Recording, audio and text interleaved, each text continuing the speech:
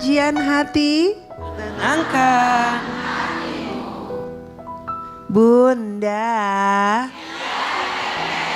Ada yang mau tanya lagi? Boleh silakan. Silakan. Assalamualaikum warahmatullahi wabarakatuh. Waalaikumsalam warahmatullahi wabarakatuh. Perkenalkan, saya Ayu Resti, saya usia 18 tahun. Jadi, semenjak saya kehilangan ibu, hidup saya berubah. Saya sering overthinking berlebih, cemas berlebih, rasa takut kehilangan. Saya juga sempat konsul ke, ternyata saya terdiagnosa PTSD dan depresi ringan sedang.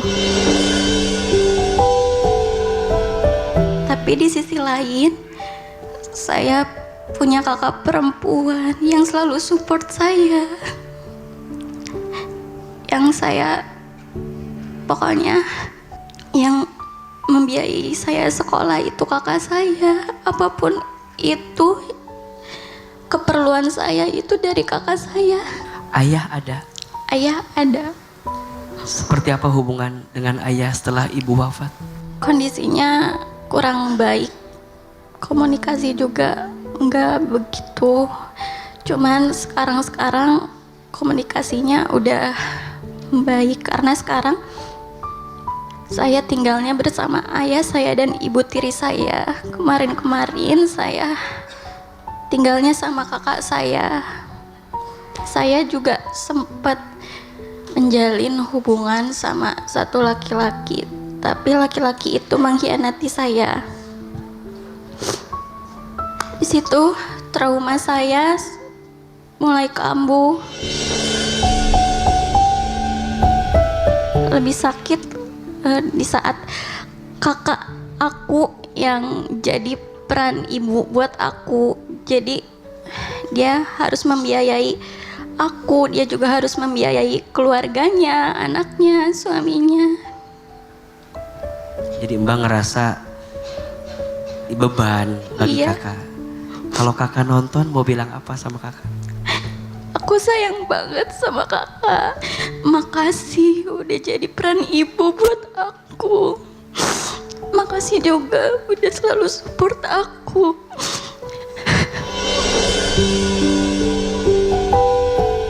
Apa yang ingin kakak tanyakan sama AA? Saya ingin bertanya gimana caranya supaya hati yang benar-benar berkali-kali terluka ini benar-benar bisa sembuh karena Allah, dan gimana caranya supaya bisa menerima takdir Allah dan berhenti menyalahkan diri sendiri terus.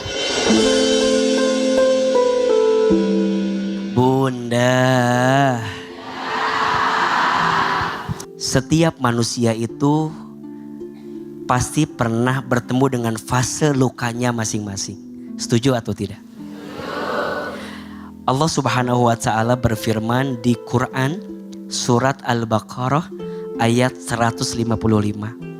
A'udzubillahi minasyaitonirrajim.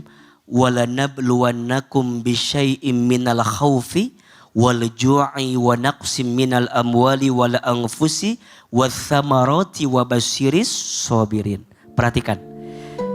Setidaknya manusia itu akan mengalami 5 luka dalam hidupnya.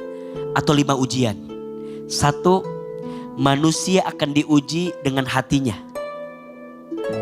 Ketakutan, kegelisahan. Yang kedua, manusia akan diuji dengan urusan perutnya, kelaparan. Yang ketiga, manusia akan diuji dengan urusan hartanya, kekurangan. Yang keempat, manusia akan diuji dengan jiwanya, kehilangan. Dan yang kelima, manusia juga akan diuji dengan buah-buahan. Maksudnya apa? Keberlimpahannya. Maka jangan menyangka yang namanya luka itu hanya pada yang menyakitkan. Kadang yang menyenangkan juga jika tidak menjadikan jalan ke Allah juga ujian. Betul tidak? Maka kakak memang tidak mudah untuk bisa sembuh dari luka. Tapi bukan berarti sembuh itu lupa. Sembuh itu artinya better than before. lebih baik daripada sebelumnya. Mungkin keadaannya tidak berubah, tapi diri kita bertumbuh jadi lebih baik daripada keadaan kita yang sebelumnya. Jadi kalau ada yang bertanya sama AA, gimana caranya aku bisa membalas semua rasa sakitku? Jawabannya adalah bertumbuhlah menjadi orang yang makin baik sebelum engkau terluka sebelum ini. Makanya kalau Mbak pernah dikhianati sama orang, ditinggal pergi, mau tahu gimana cara balasnya? Tumbuhlah jadi orang yang makin baik. Sampai orang yang pernah mengecewakanmu tuh menyesal karena pernah mengecewakanmu. Betul? Dan Mbak juga sama sekarang. Gimana aku ngerasa kehilangan semuanya? Rasa sakit itu bukan untuk digelisahkan terlalu berlebihan, tapi rasa sakit itu untuk jadi kekuatan agar kita bisa melangkah ke depan. Maka biasanya siapapun orang yang dibesarkan pasti pernah diberatkan. Terima semua rasa sakit itu, kemudian tumbuhlah jadi orang yang makin baik. Mungkin lukanya masih ada, tapi Mbak, kakak akan jadi pribadi yang makin baik daripada sebelumnya. Dan cukuplah itu yang akan membahagiakan kakakmu. Itulah yang akan membahagiakan ibumu. Itulah yang akan membalaskan sakitmu kepada laki-laki yang pernah buatmu trauma itu. Jadi bukan berarti nginget semua lukanya gak bisa. Ini kan gak bisa dirubah, betul gak? Yang lalu biarlah sudah usai, biarlah usai. Yang bisa kita perbaiki adalah saat ini dan ke depan. Dan percayalah, biasanya di balik luka ada cahaya, dan biasanya ada pelangi setelah badai. Dan itulah yang kita pahami dari makna fa inna ma'al usri yusra. Inna ma'al usri yusra. Bersama kesulitan ada kemudahan, bersama kesedihan ada kebahagiaan. Maka lihat part lain dari yang menyakitkanmu. Kadang Allah mengizinkan ada part sedih di hatimu, tapi ada part lain yang bisa membahagiakan dirimu. Mudah-mudahan Allah jaga kamu dalam kebaikan. Amin ya robbal alamin.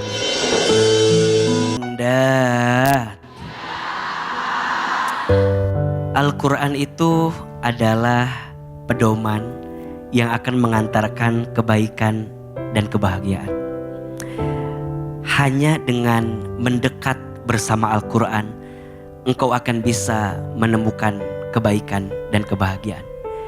Baca, pahami, hafalkan, dan amalkan. Maka percayalah, disitulah engkau akan bisa mendapatkan kebahagiaan di dunia sampai ke surganya Allah Subhanahu wa Ta'ala. Semoga kita semua menjadi ahlul Quran, mendapatkan rahmat dari Al-Quran, dan insya Allah mendapatkan syafaat karena Al-Quran. Ya Allah, ya Alim, duhai Allah yang Maha Tahu. Ya Allah, Engkau tahu isi hati kami. Ya Allah, Engkau tahu setiap luka yang pernah ada di hati kami. Ya Allah, Engkau tahu seberat apa ujian yang sedang kami hadapi. Hari ini kami mohon ya Allah, jika ada dosa yang pernah kami lakukan, ampuni dosa-dosa kami. Ya Allah, jika dosa itu yang jadi sebab ujian datang kepada kami ridho ya Allah. Asalkan Kau memaafkan setiap dosa-dosa kami. Jika ada yang sedang punya masalah, tunjukkan jalan keluarnya. Jika ada yang sedang sakit, sembuhkan rasa sakitnya. Dan jika ada yang punya hajat, mudahkan segerakan hajatnya. Ya Allah, jadikan kami semua ahlul Quran. Jadikan kami semua orang-orang yang dekat dengan Al-Quran. Rabbana atina fid dunya hasanah wa fil akhirati hasanah wa qina azabannar. Amin ya rabbal alamin.